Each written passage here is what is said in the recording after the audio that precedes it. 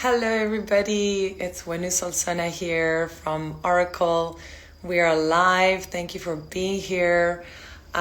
We are going to be chatting today with Tyler Ellison. I'm really super excited about this. He channels a being from the Sasani civilization called Ryokah. He'll tell us the difference, and he'll join us just now. So I'm just going to wait for him. And in the meantime, please excuse the lighting. We have a power cut here, so I'm just doing my best to have some lighting on my face. But let's see. Okay. While we wait for Tyler, I just want to remind everybody that we are here on Instagram on the third Sunday of every month, doing at this time a live channeling with a different channeler each time. Next month in March, we have Amy Sikarsky, and she'll be chatting about the future, or the beings that she channels will be chatting about the future. And today, because Tyler connects with this extra-dimensional being, extraterrestrial, the theme is extraterrestrial rendezvous, which means that you can ask any and all questions related to extraterrestrial life, the being that he channels specifically, what their life is like, how it compares to our life, what is the meaning of them being here, connecting with us, and really so much more. So I'm actually super happy to have Tyler here, and I'm just going to wait for him to request to join. And then just to remind you as well that we have a live channeling session on the first Sunday of every month that is on our Facebook page. And the next one is on the 3rd of March, and the theme is healing. And our channeler there is going to be Melissa Downard, that really has a knack for this kind of thing. She's also a nurse, or has been a nurse, and she's always been very focused on healing. So we've got healing and the future are our next two live channeling sessions. And if you haven't been to Orykl yet, you can visit it. It's Orykl. And we have an array of different channelers who channel really all types of beings, from ascended masters to angelic beings, extra-dimensional beings, just consciousness fields. There's really a vast array of entities and energies that people can tap into. So please visit us there, and you can, of course, book a private session with Tyler, who not only can talk about, obviously, the being that he channels, but because this being is in a is in a higher dimension, he can know a lot of things about us. I think it's connecting now, so we'll see Tyler coming up soon. Let's see. There we go. Hello, Hey, Wenu. Can you see me and hear me okay? I can. Hi, how are you? Excellent. Doing quite well. Thank you for having me Good. today. I'm glad. I don't know if you can see me because we've got a power cut here, but I think it's enough. You're the center of attention today. Oh, cool. Excellent. Excellent. So Tyler, before we start, I'd love to ask you a little bit about how you got into channeling, what really sparked your interest in it, and how did it develop to you being where you are today? Sure. So I was first exposed to channeling, I think back in 2011 or so. It was right before 2012. I had a friend who dove headfirst into spirituality and mysticism, psychedelic exploration. And I pretty much started learning from this person. This was actually a childhood friend that I grew up with. We had reconnected when we were much older. So in 2011, I started making that shift from sort of a superficial level on the spiritual side into a more immersed exploration into spirituality. And so I was training with this person, and then he found some Bashar videos. We started listening to them. And at first, for those of you that don't know, Bashar is an extraterrestrial entity that is channeled by Daryl Anka. That was my first exposure to channeling, and this friend had introduced me, to that content. And I didn't realize it was even channeled at first. I thought this was just a person who perhaps spoke more eloquently when their eyes were closed. I didn't realize it was an altered state, didn't realize it was an entity at all. And then, after some time listening to the content, you start to piece together what this narrative is behind this being and behind how the information is being transmitted. So at a certain point, I realized what was happening, and I found I was just constantly absorbing the information. I would use all of my free time to find this person's YouTube content back when it was all just on YouTube, full transmissions, and I just filled my head with it as much as possible. Then at a certain point, I started thinking to myself, wouldn't it be great if I could, receive this information on my own? Wouldn't it be great if I could close my eyes, ask a question, and then have an answer? Right? So I started desiring what I call relative omniscience, right? The ability to know whatever is desired in the moment. So that type of thirst or hunger really inspired me and motivated me. So I began practicing channeling. I started researching how to do it, and I just started practicing with people that were close to me. I even taught a friend of mine how to do it back when I first started, and he made a prediction actually that came true his first time channeling, which was quite remarkable. So I had a lot of evidence going into it that what I was tuning into was real. I was having external phenomenon manifest that would align and validate the channeling.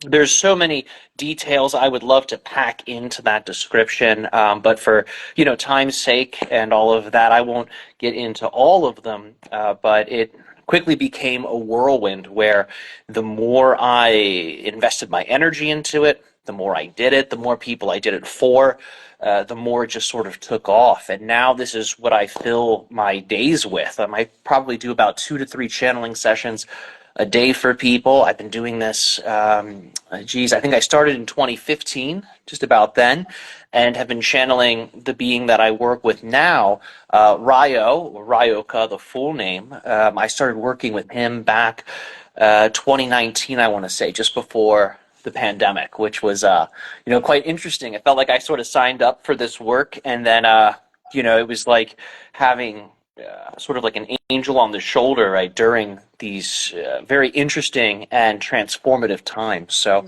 it came in at a well-timed moment. For sure, for sure. And I've heard you channel. It's a very clear transmission that comes through. And what really fascinates me about your channeling is that because you channel a specific being, for those that are interested in it, you can ask questions about him and his life, which I find quite interesting. And he shares his perspective from his perspective about our life, of course, but he can also share insights onto his life. So today, for those that are interested in asking Ryo some questions about his life, I think we can do that, right, Tyler? Of course, whatever people want to ask is welcomed. I don't put a lot of restrictions on the types of things people can ask him. So feel free. If you want to ask about his society and culture, you always can. If you want to ask about your own journey or the cosmic journey, you can. However you want to use your questioning is fine. Great. And tell me, sometimes people ask and say, how can you know personal things about me? Or how can this being know something personal about them? What would you say to that? Sure. Well, just in the same way that you can see a psychotherapist whom is trained to read body language, whom is trained to see between the lines, and they can perform, right, these different types of readings and assessments. These types of extra dimensional entities are very similar. When they look at us, there is so much information that we are communicating on a nonverbal level that they're able to tune into. And on top of that, we also have the energy signature that each person gives off. So these types of things are read.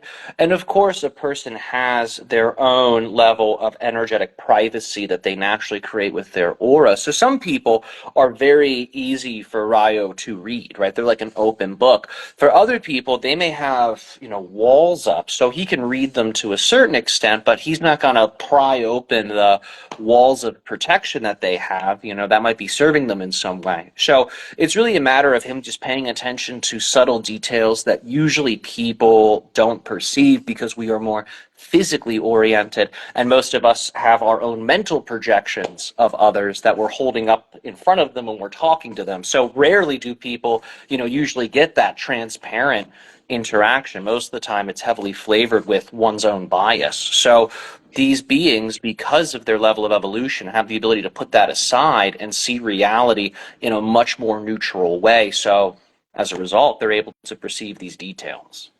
Right. Yeah, amazing. I just want to say welcome to everyone watching and thank you for being here. Linda, Anderson, Christina, CJ, Hosko, guys, welcome. I just want to remind everybody that when Tyler goes into his channeling state, you guys are welcome to write your questions on the comments box. I'll be reading and I'd love to ask your questions to Ryo. I've got my own as well. And also we've got an admin person called Yola. Sometimes if the question is not very clear, she might ask you to just clarify so that I understand well what you want to say. So Tyler, I'm very excited. How do you get into the channeling states for those that don't know? Sure. So it's quite simple for me because I do it so frequently.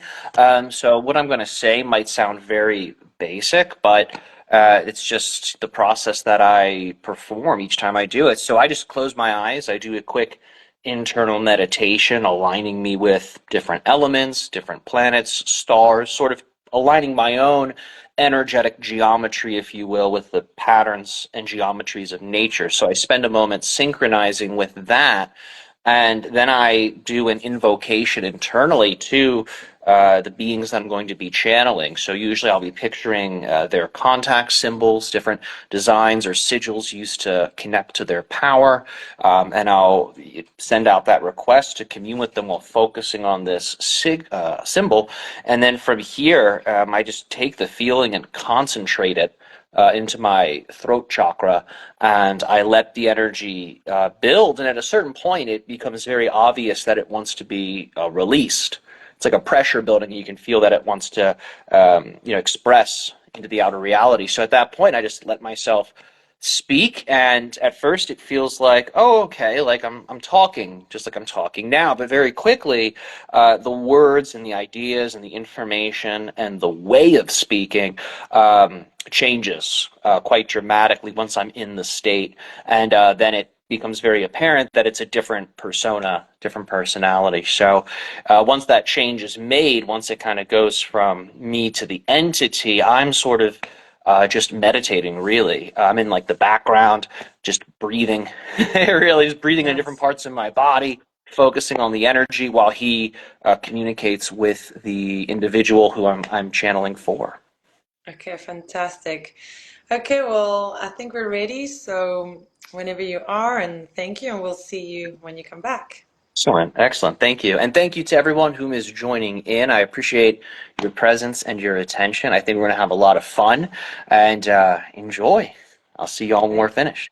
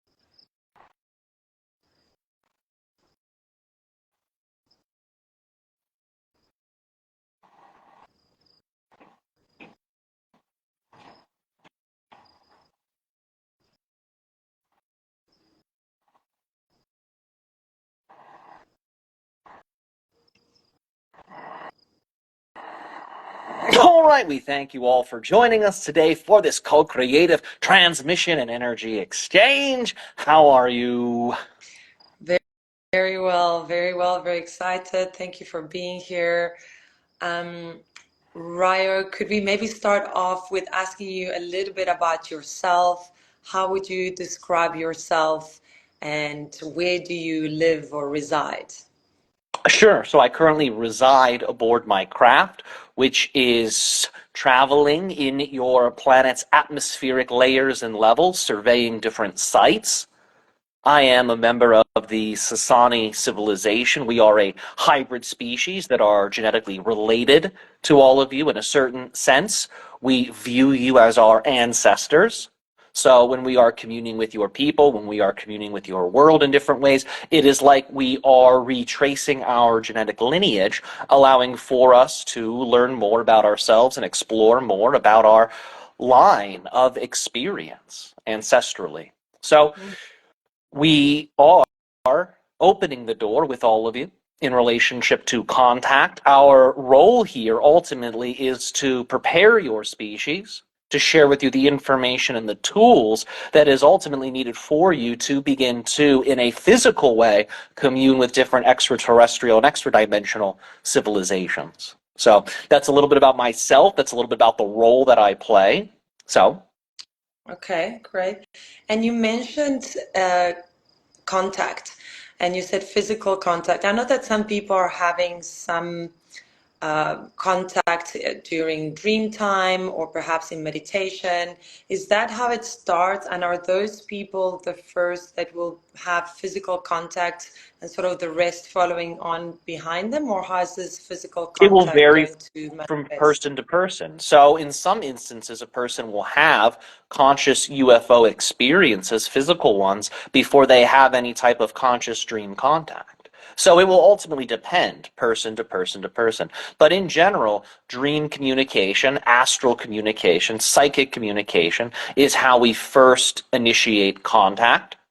For some people, they are very receptive to those energies and they are able to integrate them in useful ways that ultimately allows for them to be able to have contact, physical contact with UFOs. They're able to see craft in the sky, or they're able to have these types of physical encounters or experiences. So ultimately, the dream encounters are a way for us to gauge the level of preparedness that an individual possesses. And if they are ready, if their life path allows for it, then we can initiate deeper levels of contact. But we can really only do that when a person's ready. Otherwise, our energy can create psychic distress if somebody is not an energetic match for us and we were to physically interact with them. So in the dream state, you're more of your true self. So you're a greater energetic match for our energy. And that's why that's usually the first way we communicate. What do you mean by psychic distress? Sure. Well, as you know, you have a solar side and a lunar side.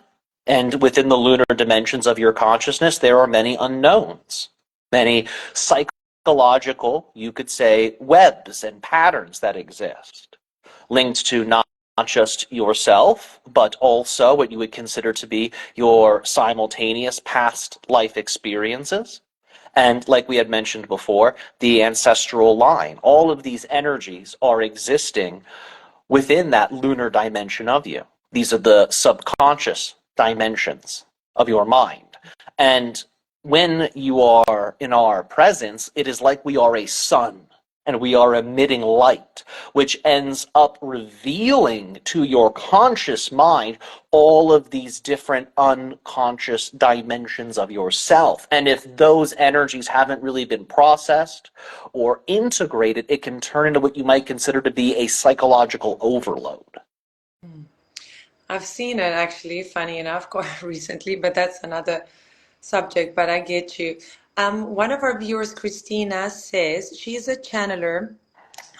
She says, I will be personally having contact with a lot more beings and be the representative from my ancient star family.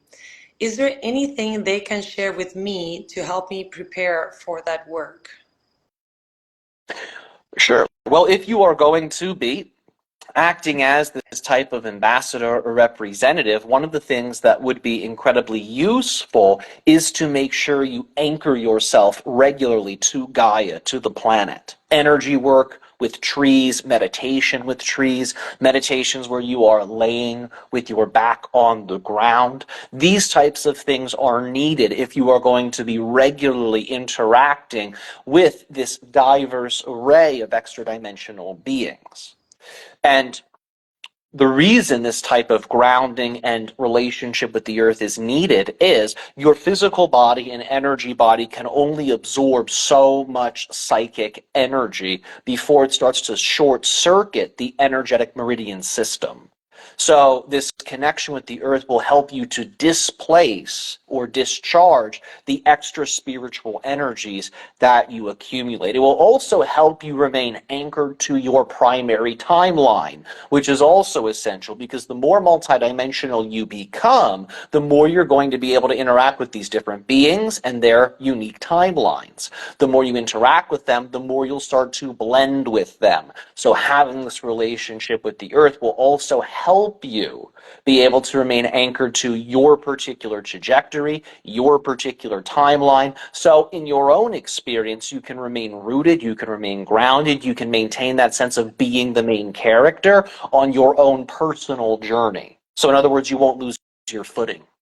So for these types of ambassadorial roles or representative roles, this type of daily earth communion is essential. And it can be quick. It could be as small as 10 minutes a day, 10 minutes before your spiritual practice and engaging with these beings, and then 10 minutes after to help solidify, to help anchor, and to also assist the earth and your local energetic realities to be able to assist the spiritual information you have picked up. So when the earth and the local spiritual ecosystem absorbs that energy, it ends up informing the earth with those unique frequencies. So your earth and your local physical reality experience will begin to take on the qualities that you experienced during the meditation. Thank you. Fascinating. Right. Welcome, Vampy and Jim Alexandra. We've got a question from Dutskuv. He says, do you have any advice for me how to be a better channeler? What new possibilities will I have? Sure. So if you are looking to improve your channeling, one of the things that we would encourage you to do is to engage in some form of writing and learning each day. So remember that the channeled entity will blend with your own mind, forming a type of super intelligence, and it's like two minds working together. So the more refined your mind is, the more refined your communication skills are, the more effective of a channeler you will be. So one of the things we would advise is spend time learning each day, it can be as little as 20 minutes, about the things that interest you and that you feel will somehow supplement your channeling. Maybe the information you're learning about is very relevant to the type of information that you channel upon. So spend time each day learning about this information. Once you have absorbed it, then with either a notebook or with your computer, begin to type out what you've learned as if you were teaching it to someone, or as if you were attempting to teach it to yourself, and allow for that skill set of being able to convey information in an accessible way, in a multidimensional way, to really grow and to really improve as you perform the writings. So this is going to hone and enhance your communication ability, your ability to think, and it is also going to supplement you with new information that can then be incorporated into the channelings that you perform. That's great advice. Thank you. I'm going to move it back to Ryo and a bit about his life. I heard, if I'm not mistaken, that you guys can densify and become physical, Yeah. if I'm not mistaken. Have you done this, and why would you do that? to have physical interactions with beings in a physical reality experience. Mm, right. Yes. Yeah. Yeah. Okay. And so you have Otherwise, we done it. remain.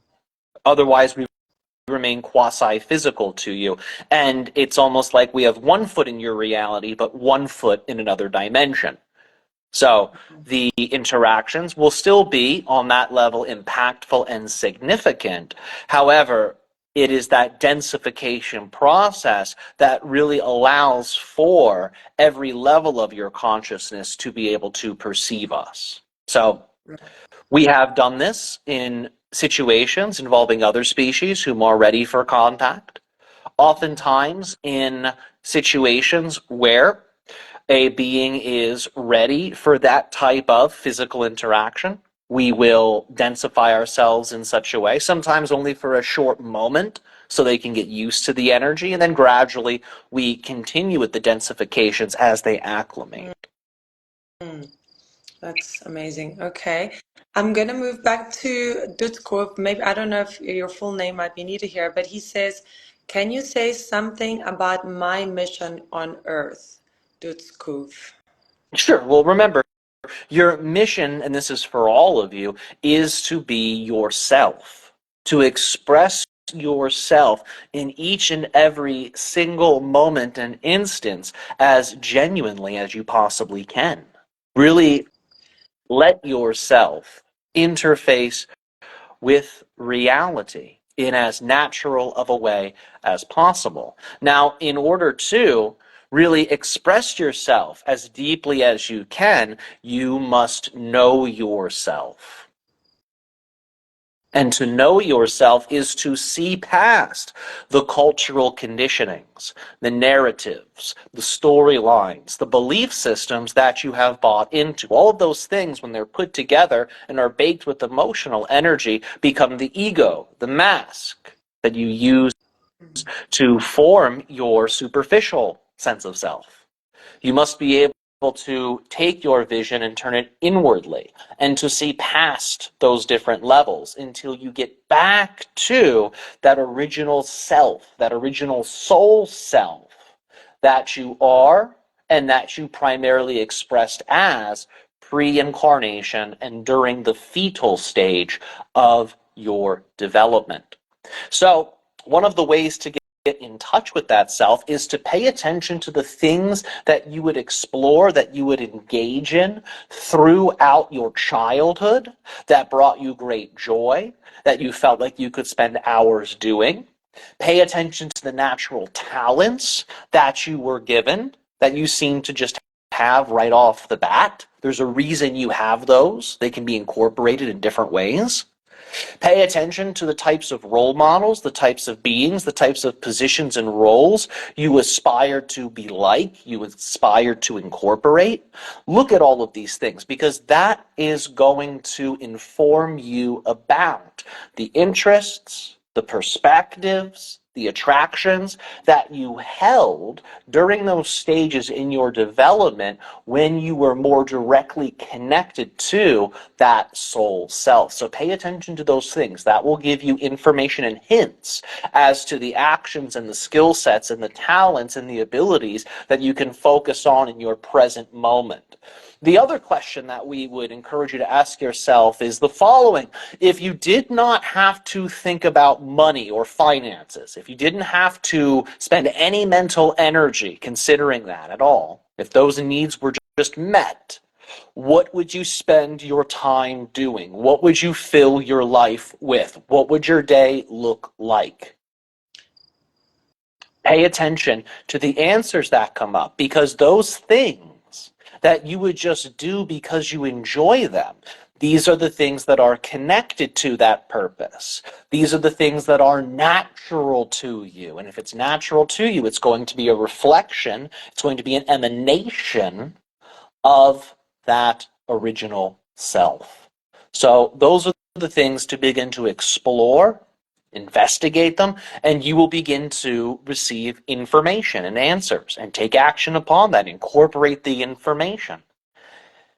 And what you'll find is all of these different things that inspire you, all of these different things that you enjoy doing, they will all be connected in some way. They might seem disparate at first or somewhat separate, but at a certain point, these different expressions of your passion, of your joy, of your natural self will start to blend together. You'll get a more complete picture of who you are and a more complete picture of what you are here to do. I love that. That was so useful. Thank you so much. Just when you say to know yourself, that also has a quality of us being separate to the other. Because if I know myself and I'm a certain way and you're a certain way, well, there's a separateness. When do we actually become separate? Because if we look at our higher self and our soul, and is it that as we keep going up, we're all one at You the never absolute core? And become you never become separate, truly. You can't, because everything is fundamentally connected. Instead, what you are all doing is you are creating different expressions of uniqueness that ultimately creates a contrast, and that sense of difference reinforces the illusion that you're separate, but really those differences are just different expressions of the one self, the one being that is animating all of us together. yeah, yeah. Thank you. All right. Rowan, Laurentia, she says, how can I connect more with my Yael counterpart? Her name is Jasmina. Sure. Well, if you're looking to connect with this being, what needs to occur is ultimately you must become like the being, and the being must become more like you. So you must resonate with one another. Your frequency will rise, your counterparts will lower, and you both meet in the middle. So if you're going to become more like this being, you must take on the qualities of this being and their world. The contents of your mind must also mirror the mental dimension of their world. Your emotional body must mirror the emotional atmospheres of their world. Even your physicality, how you speak, how you posture yourself, these things must mirror and match how physicality is explored in their world. So you're aligning yourself on three levels. You are mentally aligning yourself, you are emotionally aligning yourself, you are physically aligning yourself. When these three levels are aligned, the fourth level begins to automatically synchronize, and that is the spirit level. And once the spirit level synchronizes, there will be little to no difference between your energy and the energy of your counterpart. So that synchronization process on the three levels, that requires some nuance, that requires some, you could say, in-depth explorations to really walk you through it. But in general, you can apply the following formula. Use the name of this being, or simply the word Yael to emphasize the reality, the realm, the species that this counterpart's connected to. Take either of those words and begin to treat them as a mantra. This is going to synchronize the mental level. The mental level, as you know, is also capable of visualization. So the beings of the Yael have shared different types of context symbols or sigils that you can meditate upon. Your guide may have a symbol for you. If you receive one, feel free to use it. And picture that symbol in your mind's eye. And as you breathe, imagine you're energizing the symbol. And as you exhale, internally or out loud, up to you, chant the name. So Yael in this instance would be like this. Inhale, exhale. Yael. While picturing the symbol. Inhale, do it again, and keep going, keep going, keep going. And that will occupy the mental level. On the emotional level, really all you have to do is think of someone or something that you love deeper than you have ever loved before.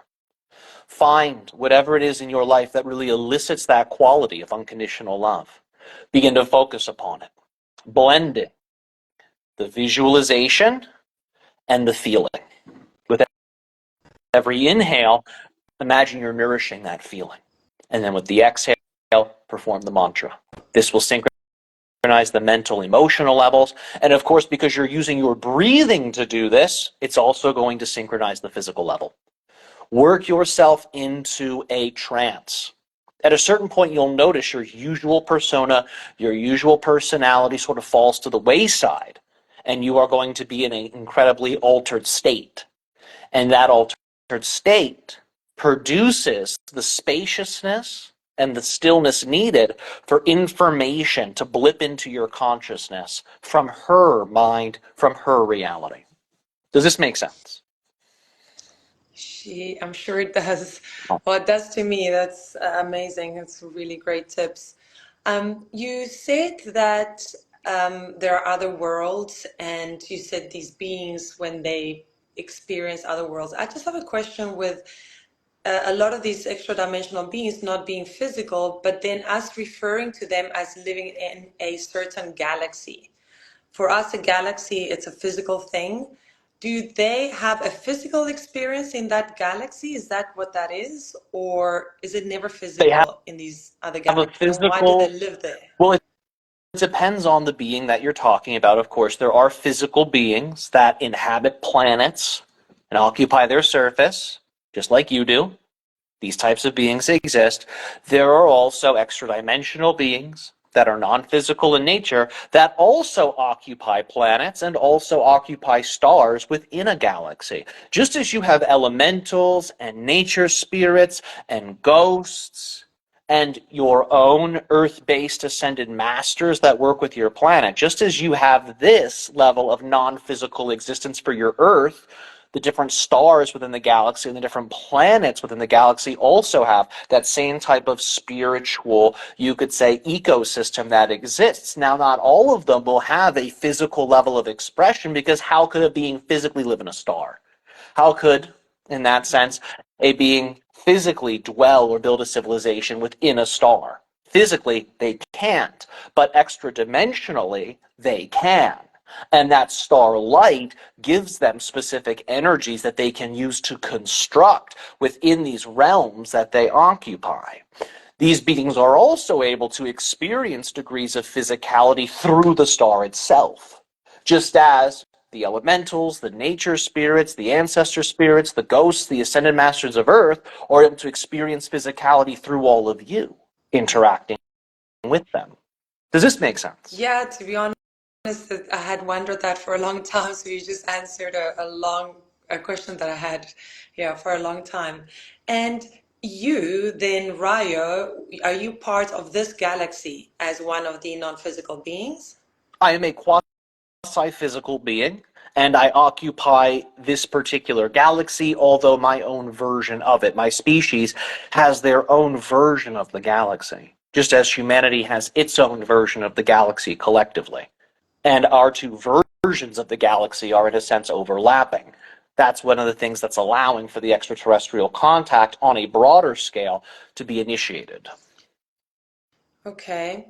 And tell me, you're not physical, but do you have things like eat and sleep, and how do you reproduce? My species used to eat, my species used to sleep, no longer. So, as we had said before, we are quasi-physical. We will define that for you. We'll paint a picture so you can understand that. Think of a being that looks physical, but they are somewhat luminous. They're glowing. If they wanted to, they could dematerialize and become transparent. If they wanted to, they could densify and become as solid as a rock. If they allowed for it, you could reach your hand right through them. And if they desired, they could solidify themselves and your arm would be caught and there would be no damage done to them. And then, of course, they could dematerialize, allowing for you to release your arm. And then they could re-solidify and it would be as if your arm was never there. This is a quasi-physical being. This is how I operate. This is how my species, for the most part, operates. There are some whom have gone through higher levels of ascension processes, so they are now expressing themselves in a more non-physical way, in the sense they are that leading edge of our society's evolutionary progression. But for many of us, we are exploring quasi-physicality, because for contact, with physical beings like all of you, that is quite useful. Yeah. I understand our governments are interested in that kind of stuff because that's a technology. From what I hear, that's where that's why they don't like this contact with extraterrestrials. But anyway, They let's don't not like go. it. What do you mean they Uh-huh. don't like it? They've been in contact with extraterrestrials since the inception of governmental bodies. Whom do you think Right. assisted your governments in organizing throughout history? Whom But do their you think your interest is the governments are imitating? Yeah. Remember, your governments and your, you could say, royal cultures are imitating what you call Anunnaki culture. So it's not that your governments do not like extraterrestrials. It's just that certain members of your governments are obsessed with them, and other members of your governments are not given the same degree of disclosure, so they end up creating more fear-based understandings of extraterrestrials. Can you tell us a little bit more about that? Because it is really fascinating. I mean, and why aren't they letting people know if they have aliens that they exist? Because it begins to open Pandora's box. Because once that information is revealed that aliens exist, then more questions are asked of, well, how do you know they exist? Oh, well, now evidence must be presented. And oftentimes, a great deal of this evidence was illegally handled. So, in the unveiling of a lot of this information, there's also the unveiling that many laws in the preservation and the concealment of the information were actually broken. So a part of the disclosure process is really the unraveling of what you might call the grandest conspiracy theory come to life, more or less. So that's why there's such a tight lid on these things, because as soon as you start opening that container up, you start to experience and see all of the different types of things that took place behind the scenes in relationship to your government's connection to extraterrestrials and how your governments use that relationship in different ways on Earth. Does that make sense? Yeah, yeah, for sure. I'm going to ask a question that Rubzi has just asked. She says, what kind of non-physical entities are interfering in the war in Palestine and Israel? Well, there are all types of different ones. So keep in mind, many of the local spiritual entities have fled because of the destruction. So whenever you have physical locations on a planet that are being devastated either by war or by some type of natural disaster, many of the spiritual beings, just like the physical beings would do, flee. They go to locations that are more energetically compatible. So most of the entities that are psychically at play are actually religious entities, what we would describe as spiritual egregores connected to the different faiths of these two groups and countries. So most of the spiritual, you could say, forces impacting what's taking place there have to do with the entities created by those religious structures that these two countries feed energy into, Judaism and Islam. So those are the biggest players on that, you could say, astral side. There are different extraterrestrial beings that are keeping an eye on the situation as well.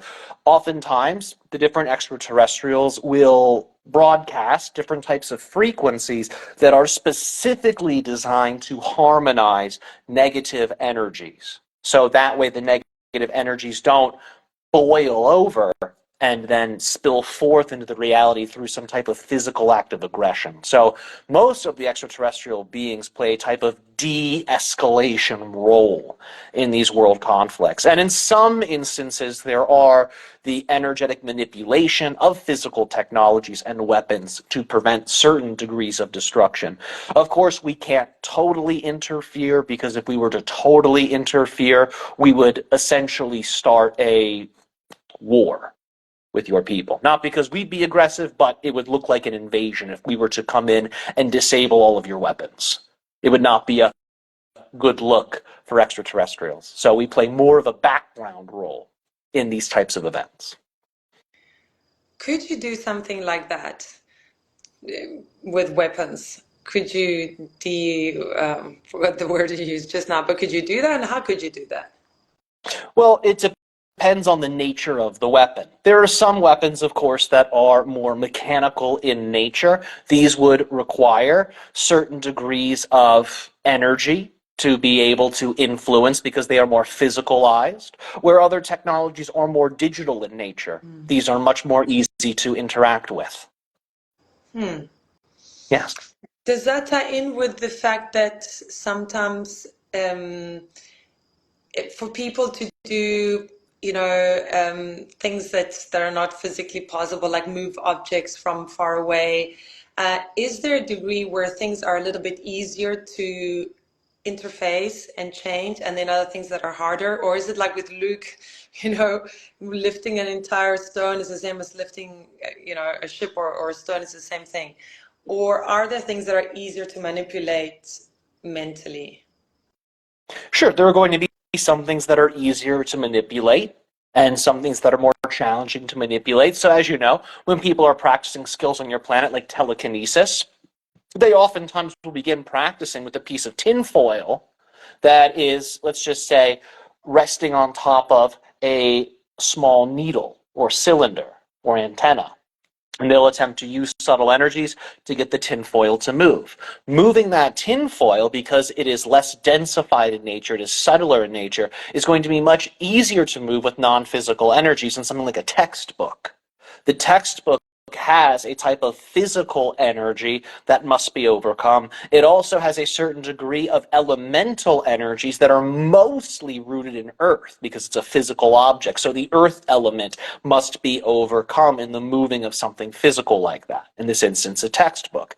So how would you make that textbook easier to move? The first thing that would need to be done is the practitioner would need to connect to the various energetic levels that make up the physical manifestation of the textbook. So you can simplify these levels into a three. You have the spirit level of something, you have the energetic level, or the soul level, if you will, and then you have the physical level. So the object must be connected with on those more subtle levels, because when you emphasize those subtle dimensions of a physical object, you then begin to amplify the presence of those qualities. So if you were to focus on the spirit quality of an object or the soul quality of an object, the object in your mind would become less dense. It would start to take on more quasi-physical and non-physical properties. That makes it more malleable. From here, the idea would be to shift the elemental balance of the object. So the object's no longer mostly earth, but is instead something like air. And then once the object's been converted in that way, it is much easier to move. So yes, there are techniques, there are ways of making these things easier to manipulate and move. It requires more focus. It still requires a little bit more energy because of the conversions and the focusing, but nevertheless, it can be done. That's fascinating. And is it true that there are schools right now on Earth for children that actually teach them these skills Oh to yes. do remote Oh viewing? yeah. And Of where course. are they? And how There are could some one get? there are some in the United States, only a few. They are more popular in Asian countries. Keep that in mind. You may find some local to you, but there are traditions that have taught this Mm, for generation upon generation upon generation. Oftentimes, these skill sets are entangled with martial arts, and that's one of the reasons why they are present in many East Asian countries. yeah. Okay, fascinating. Right, we've got time for one more question if anybody would like to pose something. Otherwise, I'm going to ask the last one. Okay, great. Great, there is one from Hosko. She says, or he, sorry, is there a book I can look into that would give me more knowledge into your ancient language? Love and light to you. Well, love and light to you as well. We thank you for that warm message. In terms of books on my people, there are not many, but there are a few on your planet. One is known as Masters of Limitation by Daryl Anka and Bashar. That book can be explored for more information about my species' ancient language and many other details about my species. So we would refer you to that specifically. Other than that, there are not many Earth-based texts on my world, given that I am a part of an extra-dimensional off-world civilization. So if there were many texts here, that would be quite surprising to even us. Thank you. And are there any parting words as you leave? And I just want to say thank you so much for this beautiful exchange. You're quite welcome. We thank you as well for allowing us to be a part of this experience with you. And our parting words are the following. We do not really leave. We do not really go anywhere. Remember that even when the channel exits this state and his persona reemerges, I am still present. I am still with you. My species is still with you. The energy state you have found yourself in during this transmission is still being reinforced by my species energy, even when the channeling stops. So, one of the things that I would encourage you to explore is imagine that you have the ability to communicate with me directly. Think of the way I sound when I come through the channel. Think of the channel's voice when my energy is being transmitted. And if you wish, imagine you can interact with me even when the session has finished. If you wish, think in this voice and see what kind of changes take place. You may recognize from this that we are much closer to you than you had previously realized. Thank you so much. Of course, you are so welcome. My species' gratitude and unconditional love to all members of your human family. Good day. Thank you to you.